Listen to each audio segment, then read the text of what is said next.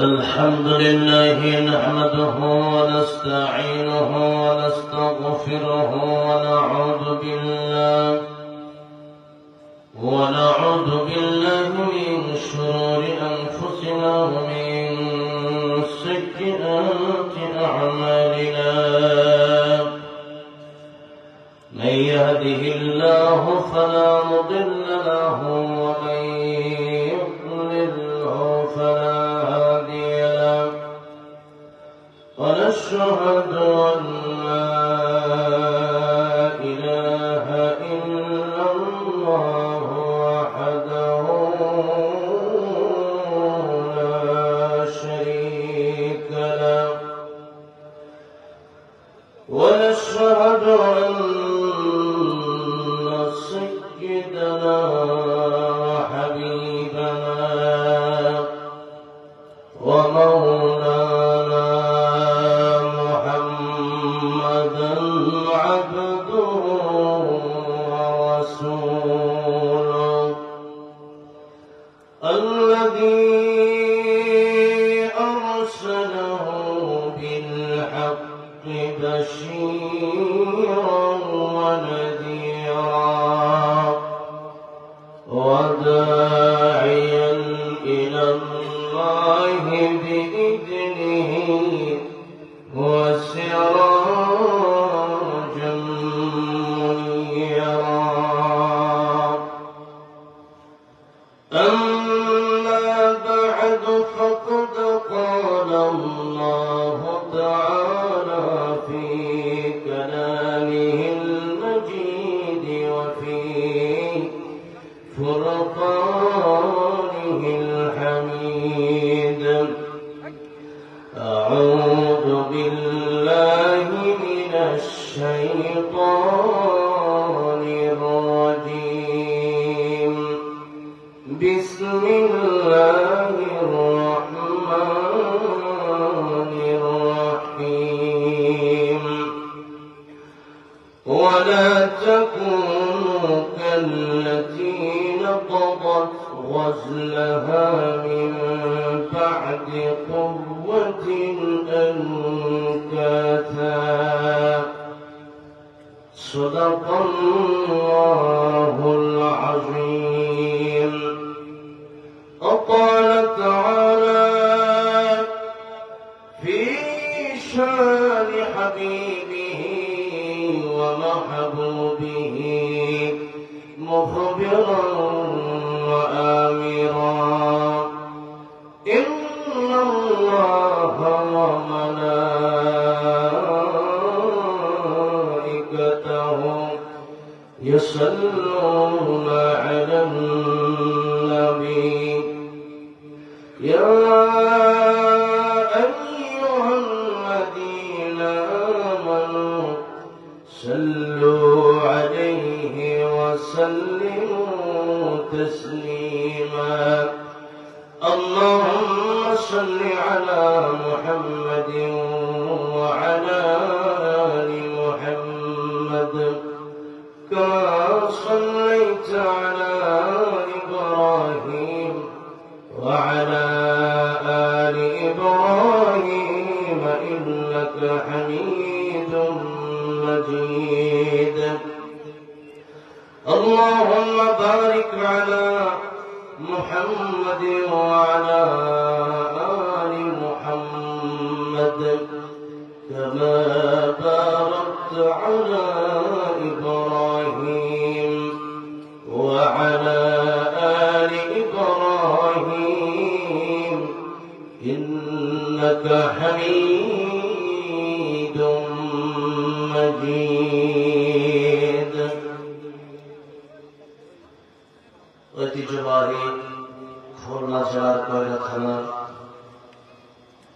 আমাদের দশবাড়িয়া জামি মসজিদ ও যুব সংঘের উদ্যোগে আয়োজিত 11তম বার্ষিক তাফসীরুল কোরআন মাহফিলের শ্রদ্ধাভাজন সম্মানিত সভাপতি হযরত মাওলানা আব্দুল রাজ্জাক সাহেব দামাত বারাকাতুহু আজকের মাহফিলের প্রধান আলোচক অত্যন্ত ভালোবাসার মানুষ আপনাদের পরিচিত ব্যক্তি जनाब हजरत मौलाना मुहद्दिस আমিরুল ইসলাম বেলালী দামাত বারাকাতুহু কথা বলেছেন, যিনি আমাকে দাওয়াত করেছেন, আমাকে অত্যন্ত ভালোবাসেন।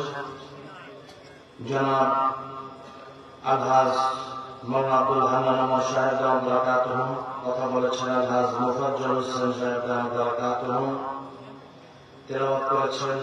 অত্যন্ত সুন্দর কণ্ঠে আমার মনে হচ্ছিল যে আমি ঢাকায় বসে আছি। এত সুন্দর কোরআন তেলাওয়াত করেছেন আপনাদের এলাকার সন্তান হযরত মাওলানা তারিক আফজাল হোসেন সাহেব দামাত বারাকাতুহু। আল্লাহ সকলের নেক হায়াত বৃদ্ধি করে দেন, সকলে বলেন আমিন। এসেছিলেন প্রধান অতিথি জনাব মোহাম্মদ রশিদুজ্জামান এমপি সাহেব এবং জনাব মোহাম্মদ জিয়াউর রহমান জুয়েল চেয়ারম্যান সাহেব সহ সমস্ত অতিথিবৃন্দ, মুআজ্জাজ মুকাররম উলামায়ে কেরাম, তালিবুল ইলম ভাইরা, প্রাণপ্রিয় যুবক ভাইরা, আল্লাহ পিয়ারা মুরব্বী বাবাজিরা, পর্দার আড়ালে অবস্থান করছেন শ্রদ্ধেয় সম্মানিতা মা ও বোনেরা, আল্লাহ সুবহানাহু হিয়ান কুরিয়ান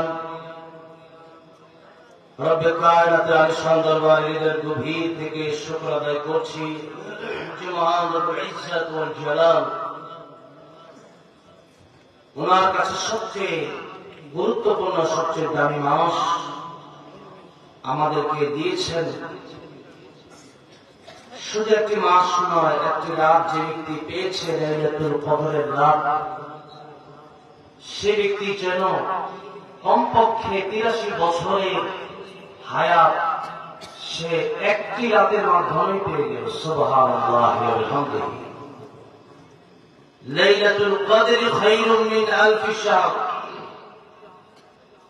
এখানে মুফাসসিরিন কেরামগণ বলেছেন শুধু ৮৩ বছরের কথা, হাজার হাজার মাস, ১,০০০ মাস, হাজার হাজার মাস, কত হাজার মাস এটা আল্লাহ ভালো জানে। আল্লাহর ভান্ডারে কি কম আছে?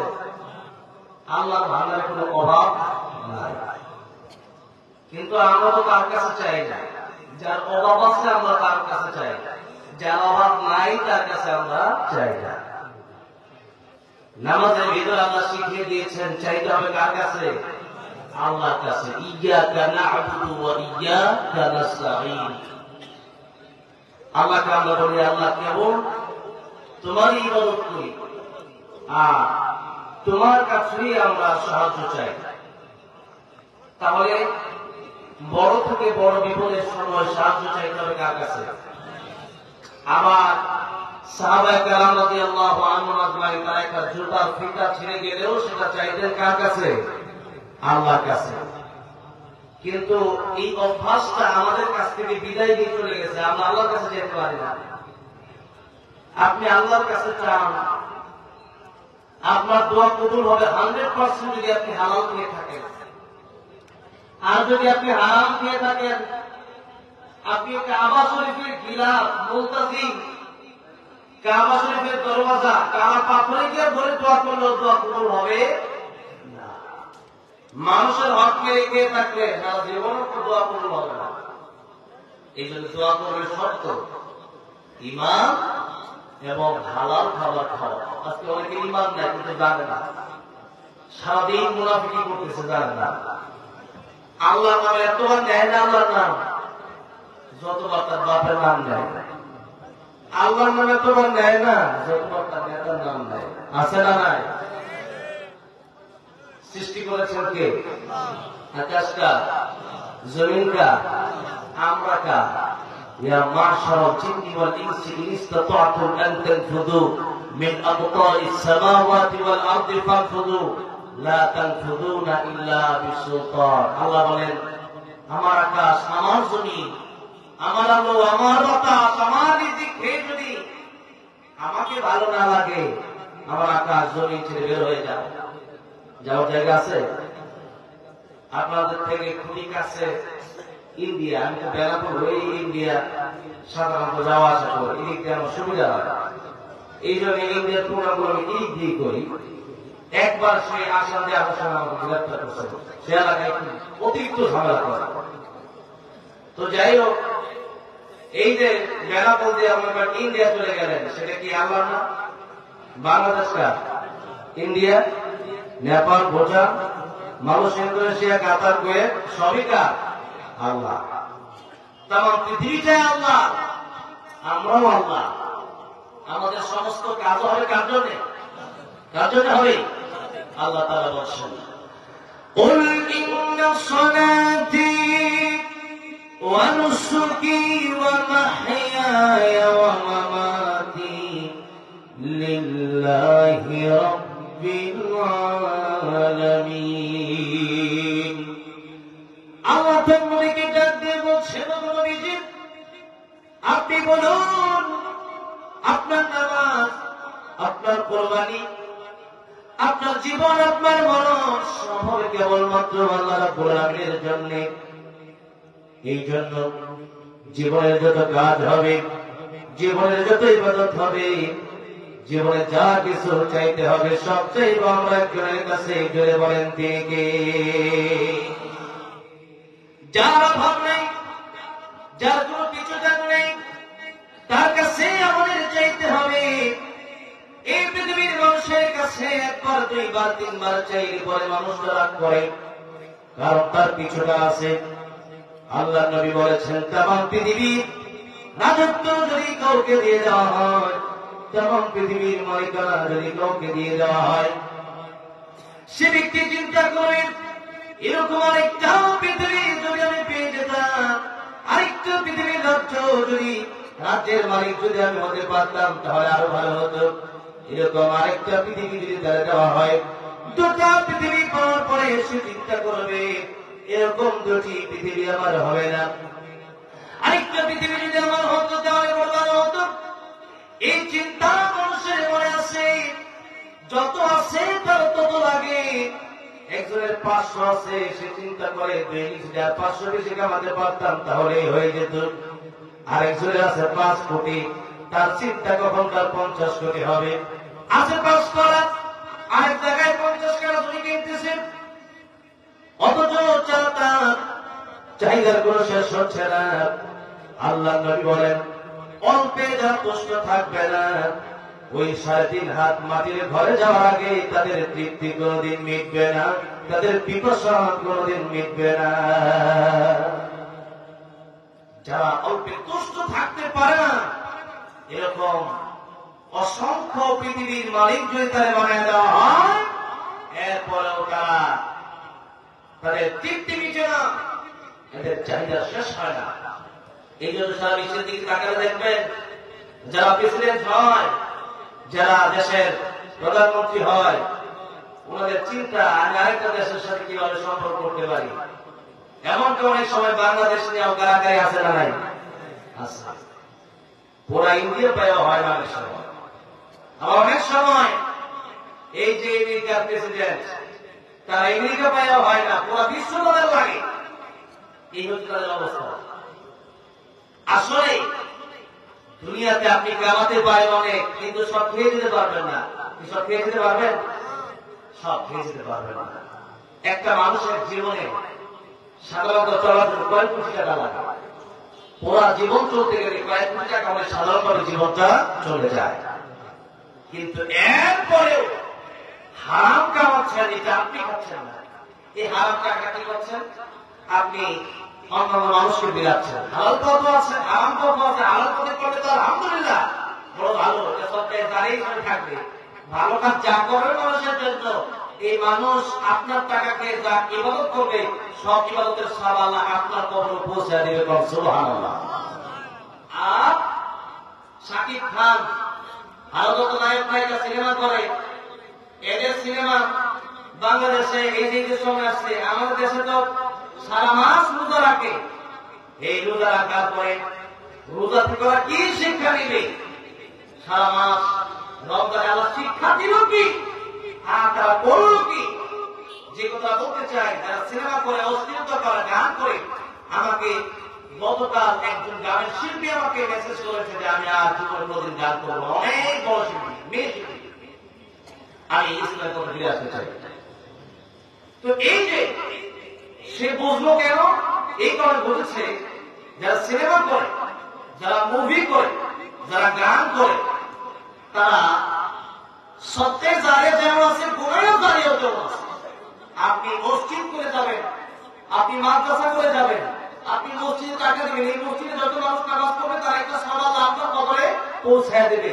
মাদ্রাসায় আপনি টাকা দেবেন, এখানে তলেবুল ইলমরা পড়বে, খাওয়া দাওয়া করবে, এই টাকা পয়সা আল্লাহ এই মাদ্রাসা তলেবুল ইলম কোরআন পড়বে, এই কোরআনের সওয়াব আল্লাহ আপনার কবরে পৌঁছায় দেবে। ঠিক তেমনি ভাবে আপনি গান গাইবেন অথবা একটা জোয়ার শখ আপনি চালু করে এলাকা থেকে বিদায় নিয়ে চলে যাবেন, অথবা একটা সুদের কারবার আপনি সমাজে চালু করে এরপরে আপনি বিদায় গেলেন, একটা ঘুষের কারবার আপনি নিজেও করলেন, আপনার সন্তান, আপনার ভাতিজা, আপনার ভাই বোনদেরকে আপনি এটা শিখিয়ে গেলেন। এই যে তারা গুনাহ করবে আজীবন, এই সমস্ত গুনাহগুলো আপনার কাছেও কিন্তু আসবে, কবরে কিন্তু আপনি আপনার এই আযাব ভোগ করবেন। যারা আপনার কাছ থেকে শিখে গুনাহ করলো এদের ডবল আযাব আপনার ভোগ করতে হবে। বলেন নাউজুবিল্লাহ। এই জন্য সত্যের জারির ব্যাপারটা যেমন বুঝেন, গুনাহের জারির ব্যাপারটা বুঝতে হবে। এই জন্য এই যে আমাদের সমাজ, আজকে আমাদের সমাজের ভেতরে শুধু আমরা কিভাবে গুনাহ করে ছড়াছড়ি করবো সেই চিন্তায় কিন্তু আমরা ব্যস্ত হয়ে আছি। এই জন্য কিভাবে দান করা অভ্যাস করানো যায়। আপনিও দান করেছেন 100 টাকা, সন্তানকে বলেন যে বাবা তোমার হাত দিয়ে তুমি 10 টাকা মসজিদে দাও। আপনি দান করেছেন মাদ্রাসায় 20 টাকা, সন্তানের হাতে 5 টাকা দিয়ে বলবেন সন্তান তুমিও দান করো। এটা শিখিয়ে দিতে হবে। বাচ্চা যখন ছোট থাকে তখনই তারে শিখিয়ে দিতে হবে। আজকে আমাদের সমাজের মসজিদে যখন ছোট বাচ্চাদেরকে নিয়ে যাওয়া হয় তখন অনেকেই রাগ করে, এই কিয়া তোমার ছেলেটা দুষ্টামি করতে জানছো কেন? সবাই এটা বলা যাবে না, কোনো ভাই বলা যাবে না। রাসূল সাল্লাল্লাহু আলাইহি ওয়াসাল্লাম বলেন নাই। মক্কাতুল মুকাররমায়, মদিনাতুল মুনাওয়ারা আল্লাহ বহুবার আমার নিয়ে গেছে। এই সাতটার একজন লোক আমাকে কুরবানিদের পরেই উনি বলছে আমার একটা হজ কাফেলা আছে, আমি আপনাকে ফ্রি দিয়ে এগুলো উমরা করাতে চাই। এই সাতটায় আমি 2 বছর প্রোগ্রাম করেছি। তো আল্লাহ অনেকবার নিয়ে গিয়েছে। আপনারা যারা মদিনায় গিয়েছেন, কারা গিয়েছেন? মদিনায় গিয়েছেন? আমার ভাই মাশাআল্লাহ গিয়েছে। মদিনায় বাচ্চারা হাঁটাহাঁটি করে, অসংখ্য অগণিত বাচ্চারা হাঁটাহাঁটি করে, দৌড়াদৌড়ি করে, কিন্তু কেউ তার ধমক দিয়া বাহির করে দেয় না। কারণ এই ছোট বাচ্চাটা আমার কথা যদি আমি বলি, আমি মাদ্রাসায় ভর্তি হয়েছিলাম 4 বছর বয়সে, এখন 24 বছর বয়স। কত বছর বয়সে ভর্তি হয়েছিলাম? 4 বছর বয়স। তো আমি যখন ভর্তি হয়েছিলাম এই সময় তো বাচ্চাদেরকে তার জন্য মাদ্রাসায় দিতে একটা আতঙ্ক ফিল করে। আমাকে আজকে কুষ্টিয়া থেকে একজন মা বললো যে আমার হাজবেন্ড ওই মাদ্রাসা দিতে যাচ্ছে না, কারণ ওর বয়স মাত্র 5 বছর। আমি বললাম আমার ছেলের বয়স 5 বছর, আমি তো 4 বছর বয়সে ভর্তি হয়েছিলাম, তোর আপনি দিকে রাখে না। তো এই যে ছোট বাচ্চা যারা আছে এদেরকে ছোট থাকতেই তখন তারা কাদামাটি থাকে, তখন তাদেরকে আপনি মঞ্চের হাড়ি বানাতে পারবেন, মঞ্চের কলসি বানাতে পারবেন, মঞ্চের আপনি তার যেটা ইচ্ছা করে বানাতে পারবেন। এখন ছোটবেলা শিখাইছেন, ছোটবেলা বাচ্চার সামনে সব কিছু করেছেন এবং বাচ্চাকে মিথ্যা কথা বলা শিখাইছেন। আমাদের দেশের সব মায়েরা কিন্তু বাচ্চার সাথে দুষ্টমি করে মিথ্যা কথা বলে, ওইটাও বলা যাবে। বলে বাবা তুমি যদি খাও তো নানি করে নিয়ে যাও, পরে তো নিয়ে যায় না। তো এই জন্য ছোট বাচ্চাদেরকে ছোট থেকেই শেখাতে হবে যে বাচ্চা নামাজ পড়ো, আপনি নামাজ পড়বেন, বাচ্চাও যখন আপনার সাথে নামাজ পড়বে আল্লাহ খুশি হয়ে যাবে। এই বাচ্চা নামাজ শিখবে, আমি ছোট থেকে নামাজ শিখেছি, এখন 1 ওয়াক্ত নামাজ যদি কোনো সময় আমার ছুটে যায় তাহলে মনে হয় সারাদিন না খেয়ে থাকতে পারে, কিন্তু 1 ওয়াক্ত নামাজ ছেড়ে একজন ইমানদার কোনোভাবেই থাকতে পারে। আমার ভাইরা, আমার বন্ধুগণ, এই জন্য সময় কম, আলোচনা অনেক লম্বা। সারা রমজান মাস আমরা পেয়েছি, লাইলাতুল কদর আমরা পেয়েছি। আমাদের এই যে একটা প্রাপ্তি আল্লাহ রাব্বুল আলামিন এত সুন্দর, এত দামি একটা রাত আমাদেরকে উপহার দিয়েছিলেন, লাইলাতুল কদরের রজনী। লাইলাতুল কদর, কদরের রজনী।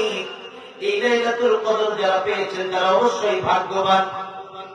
কারণ 83 বছর বাঁচার ক্ষমতা একজন আমাকে হাত দেওয়া বলতে পারবেন আমার আছে, কিন্তু একটা রাত্রির মাধ্যমে, 1 রাত্রির মাধ্যমে আল্লাহ রাব্বুল আলামিন যাদেরকে 83 বছরের সব মিনিমাম দিয়ে গেলেন, অথবা হাজার হাজার মাসের সওয়াব আল্লাহ রাব্বুল আলামিন তাদেরকে দিয়ে দিলেন।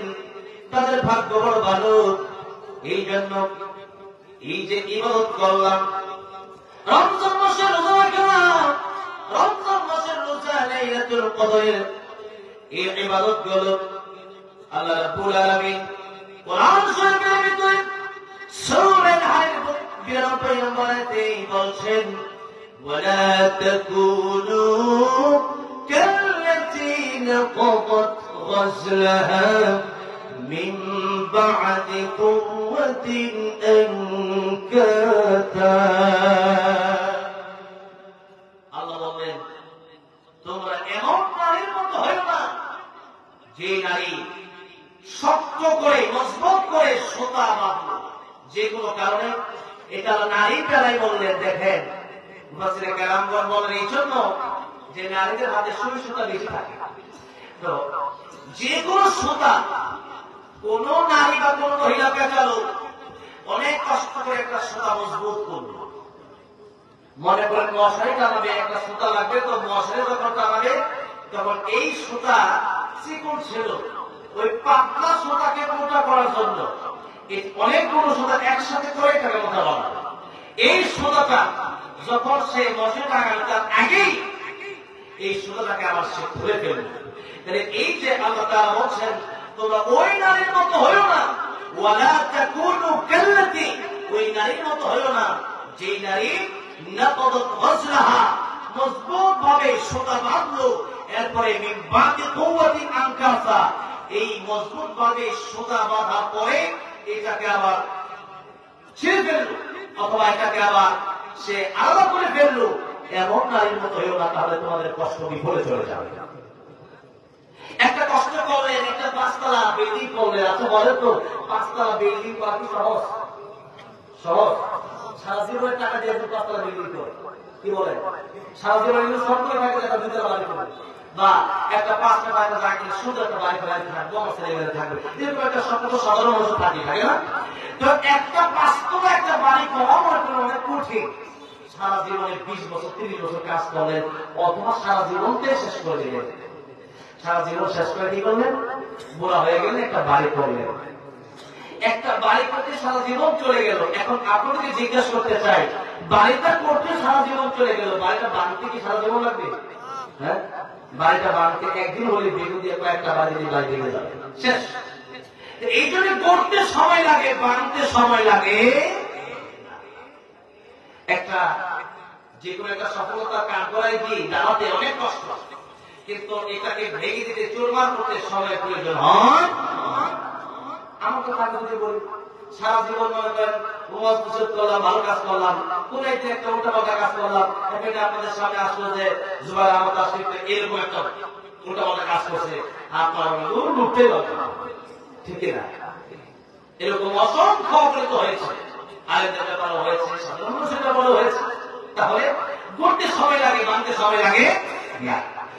আল্লাহ তাআলা এটা বোঝানোর জন্য সূরা আল-হাজর 92 নম্বর আয়াতে কথা বললেন, আমল করো, আমল যদি তোমরা করে না রাখতে পারো, এই আমলের কোনো দাম নাই, এই আমল করার কোনো মানে হয় না। রমজান মাস রোজা রাখা আমাকে কেন পরিবর্তে আমি আল্লাহ ফরজের সমান সওয়াব দিয়ে দিলাম। এক একটা ফরজ ইবাদতের বিনিময়ে আমি আল্লাহ 70টা ফরজের ইবাদতের সওয়াব দিয়ে দিলাম। এই যে তো ফজিলত, এত নিয়ামত, এত প্রাপ্তি, রোজাদারদের ব্যাপারে আল্লাহ বললেন ওয়া আনা আজজি বিহি ওয়া আনা উজজা বিহি, আমি আল্লাহ তাআলা নিজ হাতে কিয়ামতের ময়দানে তার পুরস্কার দিয়ে দেব। আর রাতের ভিতরে সুবহানা উজজা বিহি, রোজা যে ব্যক্তি দেখেছে সে ব্যক্তির জন্য আমি আল্লাহ নিজেই উপহার স্বরূপ হয়ে গেলাম। আল্লাহ যদি আমার হয়ে যায় কিছু লাগে? লাগে কিছু? বাদশাহ কিছু লোক মন্ত্রী এমপিদেরকে জিজ্ঞাসা করলেন যে তোমাদের কার কি আশা আছে, আমাকে বলো, তোমাদের যা ইচ্ছা সব দেব। অনেকেই বললেন আমার বাড়ি লাগবে, অনেকে বললেন নারী লাগবে, অনেকে বললেন টাকা লাগবে, অনেকে বলেন স্বর্ণ লাগবে, কিন্তু একজন বাদশার সামনে বলে বাদশাহ আমার কিচ্ছু লাগবে না। সাধারণ সবাই বলল যে এই লোকের কিছু লাগবে না, মানে এই লোক তো অহংকার করতেছে। বাদশাহ বললো সবাই আজকে চাচ্ছে তুমি একটা গরিব, তুমি কিছু চাওয়া কেন? ও বললো বাদশাহ সাহেব আপনি শুধু আপনার পাশে আমাকে রাখবেন, এটাই আমার চাওয়া, আমার আর কিছু দরকার নেই। সুবহানাল্লাহ। এটাই হচ্ছে প্রকৃত মুমিনের আল্লাহর প্রতি এরকম টান থাকবে। দুনিয়ার দিকে কতটা দুনিয়ার দিকে কোনো টানই থাকবে না, মুমিনের টান থাকবে আমি যেন যে কোনো উপায়ে আল্লাহর তাওয়াজ করতে পারি, আমি যেন যে কোনো ভাবে আল্লাহকে পেয়ে যাই। মাল্লাহুল মাওলা ফালাহুল কুল, আল্লাহকে যদি পেয়ে যাই আমার কিছু প্রয়োজন নাই। এই জন্য কোরআন শরীফের ভিতরে আল্লাহ রাব্বুল আলামিন বললেন ওয়াল্লাযীনা আমানু আশাদ্দু হুব্বান লিল্লাহ। মুমিন যারা হবে, ঈমানদার যারা হবে, তাদের হৃদয়ে সবচাইতে বেশি ভালোবাসা থাকবে আল্লাহর জন্য। যারা বলেন কার জন্য ভালোবাসা সবচেয়ে বেশি থাকবে? ইব্রাহিম আলাইহিস সালামকে যখন আগুনের ভিতরে ফেলে দেওয়া হবে, জিবরাইল আলাইহিস সালাম এসে বলেন ইব্রাহিম পয়গম্বর আপনি আমারে বলেন আগুন থেকে আমি আপনারে বাঁচিয়ে দেই। ইব্রাহিম আলাইহিস সালাম বললেন জিবরাইল তুমি কেন আগুন থেকে আমারে বাঁচাবা? আমার আল্লাহ কি অন্ধ নাকি? সে আল্লাহ কি আমার দেখে না? আমার আল্লাহ যদি আমার দেখে, আর সে আল্লাহর খুশির জন্য আমি একবার দুইবার নয় 1000 বার আমি আগুনের ভিতরে জ্বলতে পড়তে রাজি আছি। আল্লাহু আকবার। যে নবী ইব্রাহিমের আগ্রহ পানি ডাকার মতো ডাকলে আজো সারা দেবেন তিনি রে মন, সারা দেবেন তিনি। ও মধুর নামটি মিটাই হতাশার জ্বালা, গলিতে পড়ো নামের মালা। ও নামের তুলনা হবে না, হবে না, তুলনা নাই নাই নাই, তুলনা নাই নাই নাই। এসো না আল্লাহর নামে গান গাই, এসো না মনো প্রাণ জোড়াই, এসো না মনো প্রাণ জোড়াই। জবান ছেড়ে দিয়ে আল্লাহু আকবার বলো, আল্লাহু আকবার। জবান বলতে হবে আল্লাহু আকবার বলো, আল্লাহু আকবার, আল্লাহু আকবার বলো, আল্লাহু আকবার, আল্লাহু আকবার বলো। ও মধুর নাম জেনে হৃদয় হাসে, ও মধুর নামে সুখ নেমে আসে। ও নামের তুলনা মিলে না, মিলে না, তুলনা নাই নাই নাই, তুলনা নাই নাই নাই। এসো না আল্লাহর নামে গান গাই, এসো না মনো প্রাণ জোড়াই, এসো না মনো প্রাণ জোড়াই। আল্লাহু আকবার বলো, আল্লাহু আকবার। তোমার ছেড়ে বলতে হবে আল্লাহু আকবার বলো, আল্লাহু আকবার। বলেন না আল্লাহু আকবার বলো, আল্লাহু আকবার। সাতটা লোক এত আজকে কথা বললো দাদা আল্লাহ সাইদি করে পাগল, ঠিক কিনা বলে? তো আল্লাহ সাইদি কি বলেছেন? বিরাট কথা হলো সেইখানে কথা হোক। হ্যাঁ, লিল্লাহি তাকবীর, লিল্লাহি তাকবীর। আমার ভাইরা, আমার বড় বলে কষ্ট ছাপাতে অল্প সময়ের ভিতরে শেষ করে দেবো। ওঠানোর কথা ছিল 9টায়, 10টায় শেষ করার আরেক প্রোগ্রামে 10:30টায় অ্যাটেন্ড করার কথা ছিল। আব্দুর রহমান সাহেব উনি ওনাকে মামা বলে ডাকেন, অনেক মহব্বত করে। আবার আগামীকালকেও প্রোগ্রাম আছে, তারপরের দিন আবার ভালো কথা, এরপরের দিন আবার এই প্রোগ্রাম, এই খেলায়, এই 2 খেলায় কি প্রোগ্রাম রাখলো উনি সব রাখছে আব্দুর রহমান সাহেব। তো যাই হোক আলহামদুলিল্লাহ, আপনারা যদি সময় দেন বলবেন, আপনার কোনো সময় দরকার নেই। আমি তো অসুস্থতা দিয়ে আসছি, আজকে তো গরম অনেক পড়ছে, ঠিক না?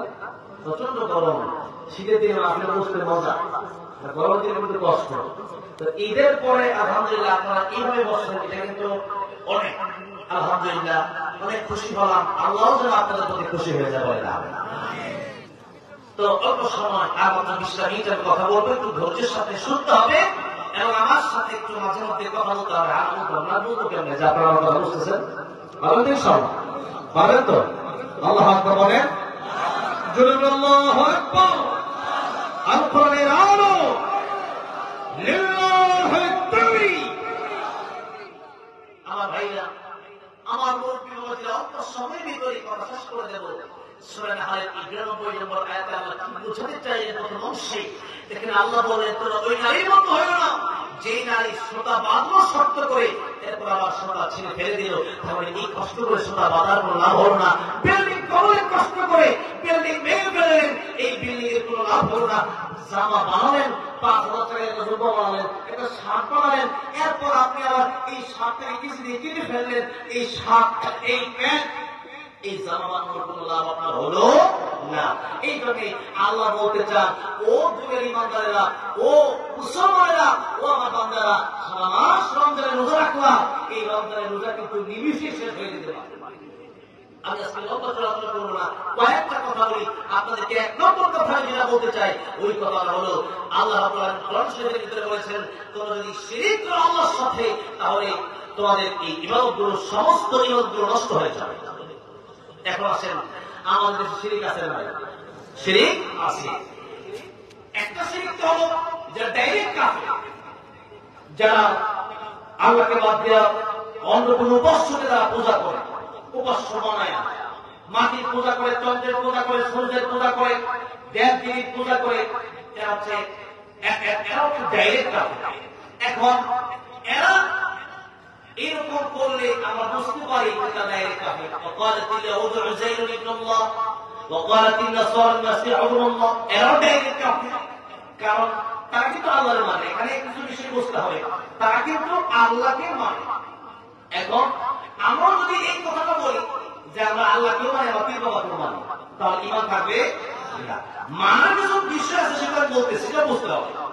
দেখেন, বলতে হবে এই কথা যে আল্লাহকেই মানে, আল্লাহকেই মানে রশিদ। আর আপনি যদি বলেন আল্লাহকেও মানে, শেষ। এখানে একটা অক্ষরের পরিমাণ এইসব, এই যে নাসারা, ইহুদি, তারা তো আল্লাহ মানে, কিন্তু আল্লাহর সাথে সাথে তারা আল্লাহর স্ত্রী হিসাবে মারিয়াম আলাইহিস সালামকে তারা আল্লাহর স্ত্রী হিসাবে তারা মানে। অর্থাৎ তিনি একটা খোদা হিসাবে মানে, তিনি একটা মাহবুব, মাহবুব। এবং ঈসা আলাইহিস সালামকে তারা আল্লাহর সাথে শরীক করে মনে করেন, তিনিও একজন মাহবুব, তিনি আল্লাহর সাথে তারা নাউজুবিল্লাহ বলেন। ইহুদিরা বলে উযাইর ইবনুল্লাহ, উযাইর আলাইহিস সালাম আল্লাহর বেটা, আল্লাহর ছেলে। তো এই জন্য আল্লাহর সাথে অন্য কোনো কিছু নিয়ে মনে করেন সম্পূর্ণ শিরক। তো আপনি যদি আল্লাহর সাথে আপনি বলেন না, আমি তো ঈসা আলাইহিস সালামকে নবী মানি, আল্লাহর ছেলে মানি না, আমি মারিয়াম আলাইহিস সালামকে আল্লাহর স্ত্রী মানি না, তো ঠিক আছে, মানেন না। এখন যদি আপনি বলেন যে আল্লাহ যা পারে নবীও তা পারে, আল্লাহ যা পারে আল্লাহ ওলিও তা পারে, আল্লাহ যা পারে হুজুরও তা পারে, আল্লাহ যা পারে আমার পীরও তা পারে, এই কথা বলার সাথে সাথে কারা ঈমান থাকতে পারে না। কিন্তু এরকম ঈমানদার আমাদের দেশে আছে না? অসংখ্য অগণিত আছে। এরা মাঝে এমন গান গায় যে গান মানুষ যখন শোনে তাহলে নিজের বলে বাবা তাড়াতাড়ি গাইতে থাকে, দয়া বাবা কেবলা কাবা আইনার কারিগর আইনা বসাইয়া দেব কলবের ভেতর, নাউজুবিল্লাহ বলবেন না? দয়া বাবা, বাবা কেবলা কাবা, বাবা বা কাবা হয় কেমন? কাবা তো মুসলমানদের একটা, কয়টা? একটা। ইন্না আউওয়ালা বাইতি উযিআ লিন-নাস লাল্লাযী বিবাক্কাতা মুবারাকান ওয়া হুদাল লিল আলামিন ফীহি আয়াতুন বাইয়িনাতুন মাকামু ইব্রাহিম। তো কাবা তো একটা। আচ্ছা, এটা গেল। এরপরে আইনার কারিগর।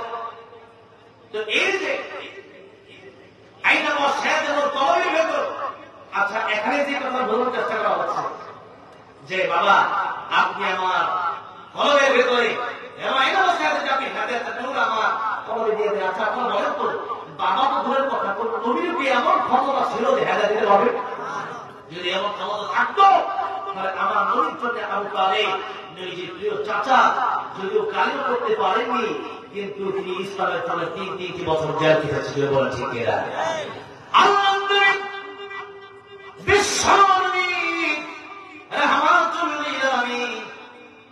আবু তালেবের মৃত্যুর আগে যখন বললেন চাচা আপনি কালিমা পড়েন, আবু তালেবের কাছে আবু জাহেল গিয়া বসলো। আবু তালেব জীবনে যেহেতু কালিমা পড়ো নাই, আজকেও কালিমা পড়ার কোন প্রয়োজন নাই।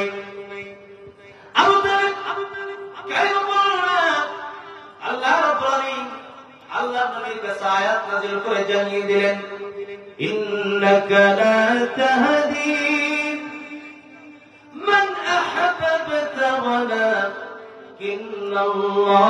ইয়াহদি মান ইয়াশা ওয়া হুয়া আ'লামু বিল মুহতাদিন।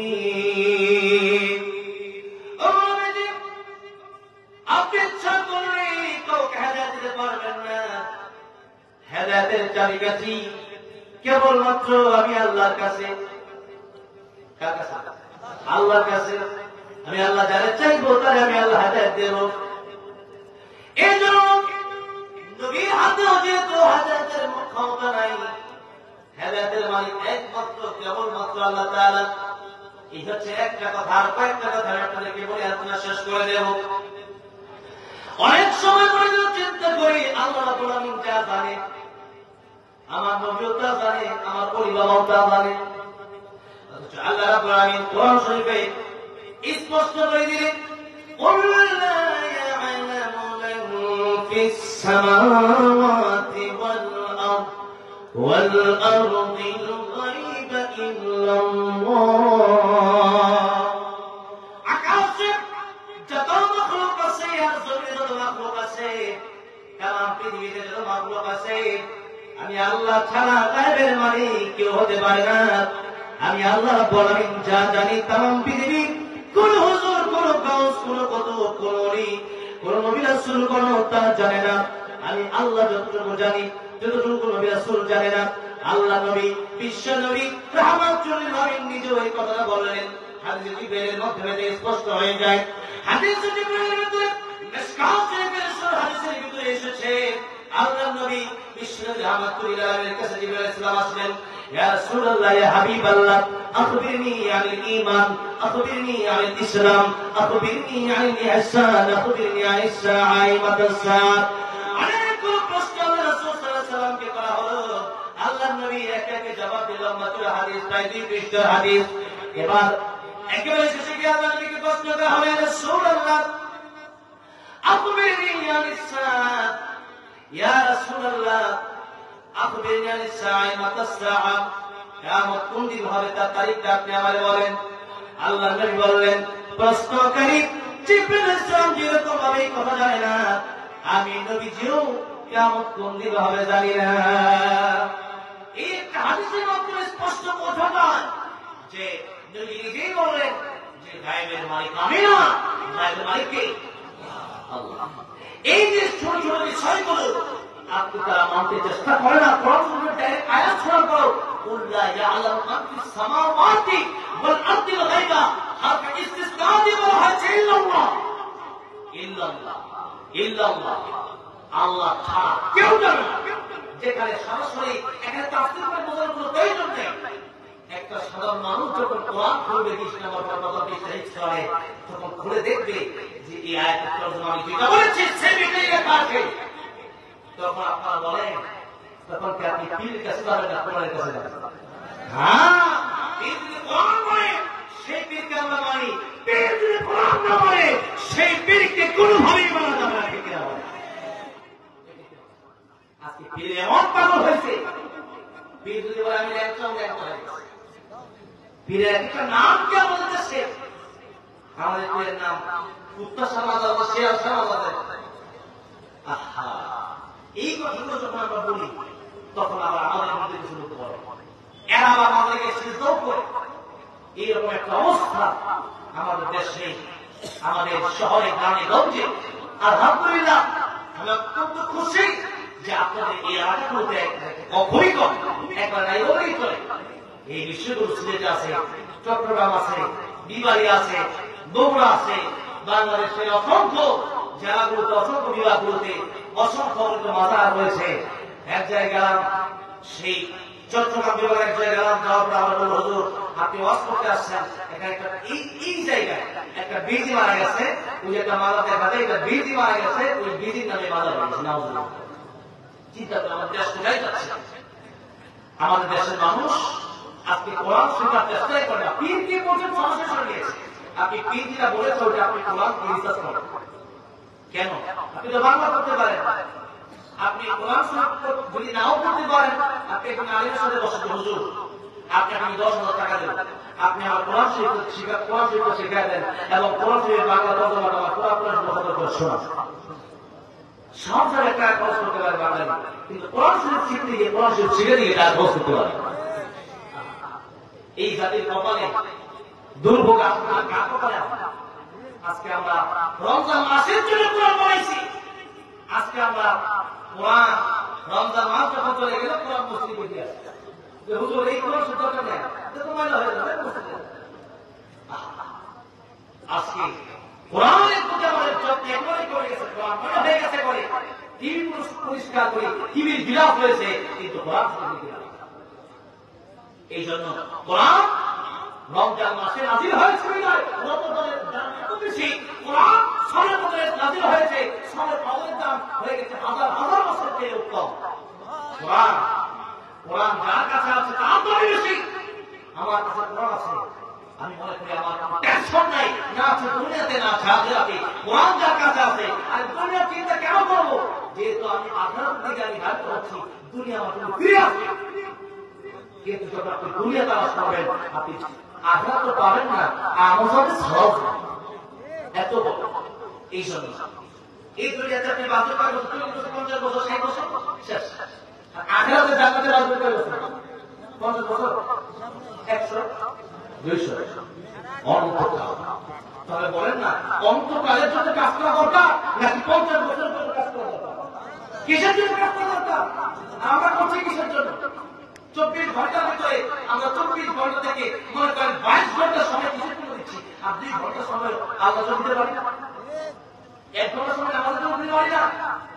প্রতিদিন আপনি এক পৃষ্ঠা নিয়মিত কোরআনের সাথে আপনার সম্পর্ক হোক, আল্লাহ শুধুমাত্র কোরআনের সাথে সম্পর্ক হওয়ার পর আপনাকে জান্নাতের মালিক বানায় দেবেন। তাফসীর মাযহারি অনেক বড় গ্রন্থ প্রণেতা তিনি লিখেছেন, আল্লামা কাজী সানাউল্লাহ পানিপুরি রহমাতুল্লাহ, একজন মানুষ শুধুমাত্র কোরআন শরীফ পড়তে পারত না, কোরআন শরীফ পড়তে পারে না, শেষ বয়সে গিয়ে এই কোরআন শরীফের লাইনে লাইনে শুধু আঙ্গুল ঘোরাবার হুকুম, আল্লাহ কা কালাম হে মাওলা কা বাত হে, আল্লাহ কথা, আল্লাহ কালাম, আল্লাহ কোরআন ভালোবাসে, কোরআন শরীফ পড়তে পারি না। এই কথা বলতো আল্লাহ, এই কথা বলার কারণে তার কবর থেকে জান্নাতের বাগান বানিয়ে দিয়েছেন। কোরআনের সাথে একটা বিলাপ লাগলে 5 টাকার বিলাপ লাগলে ওটা দাম বেড়ে যায়, 10 টাকা লেহাল লাগলে ওটা দাম বেড়ে যায়। আচ্ছা বলেন, 10 টাকার কাপড় লাগলে যে দাম বেড়ে যায়, আমরা তো এমনি দামি, আমরা দামি না? বলা করে প্রবলেম না, বনি আদম, আল্লাহ সবচেয়ে সম্মান দিয়েছেন বনি আদমকে। এখন কেমন পাবে? আকাশ চুম্বি পাবে, এই বাড়ার কোনো হয় না। এই জন্য পৃথিবীতে যারা কোরআন শরীফ, যারা কোরআনের সাথে সম্পর্ক করে দিয়েছেন, তাদের দাম কোনদিন কমবে না, চিরজীবন মানুষ তাদেরকে মনে রাখবে। আর যারা কোরআনের সাথে সম্পর্ক করে নাই, দুনিয়ার পিছনে ঘুরেছে, এদেরকে যদিও মানুষ সাধারণ কিছুদিনের জন্য ভালোবাসে, কিন্তু এক সময় বলে লোকেরা এরকম ভালো।